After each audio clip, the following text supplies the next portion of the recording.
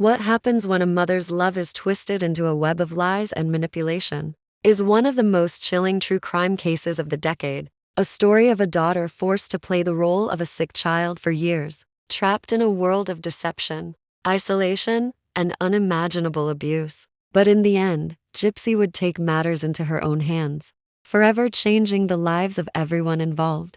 At first glance, Dee Blanchard was the perfect mother, a devoted woman who cared for her sick, disabled daughter. Gypsy Rose, theirs was a story that seemed to inspire sympathy and compassion. Dee told doctors, neighbors, and even the media that her daughter suffered from a range of debilitating illnesses: leukemia, muscular dystrophy, seizures, and even cognitive impairments. Yet, behind closed doors, Gypsy's life was far from what Dee presented to the world.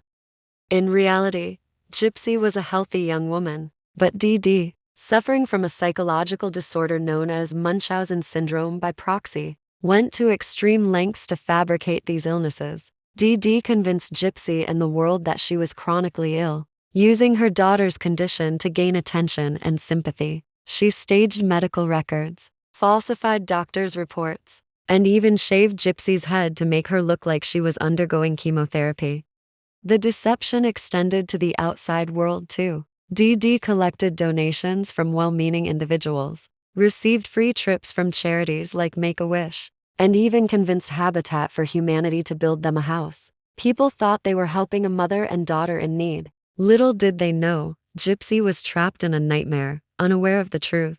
As Gypsy grew older, Dee's control over her life only deepened. Gypsy never knew what it was like to live a normal life. She was told she had the mind of a 7-year-old, even though she was in her teens and 20s. The lies were so deeply ingrained that Gypsy truly believed she was sick. Dee kept her isolated, ever letting her out of the house without her supervision. No friends, no social life, and a childhood robbed of basic freedom. By the time Gypsy was in her late teens, something changed. She started to question everything. How could she be sick and still have the strength to walk? Why was she always forced into surgeries she didn't need?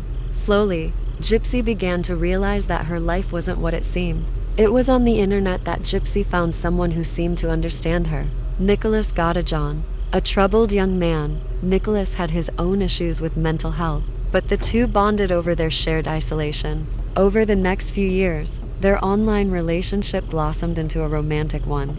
Gypsy confided in Nicholas about her horrible life, and Nicholas, who had his own fantasies about freedom, became the one person Gypsy trusted.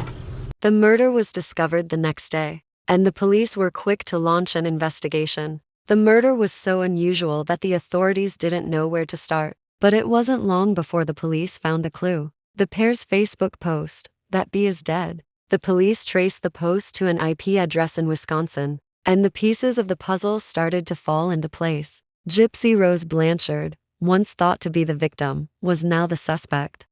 As the investigation progressed, a chilling truth emerged. Gypsy wasn't just an accomplice. She was a victim in her own right. The abuse she had suffered at her mother's hands was far worse than anyone could have imagined. Doctors revealed that Dee had kept Gypsy sick on purpose, forcing her to take unnecessary medication, endure surgeries, and live a life confined to a wheelchair. But even as the truth emerged, Gypsy's role in her mother's death couldn't be ignored. She was charged with second-degree murder, while Nicholas Godejohn faced first-degree murder charges.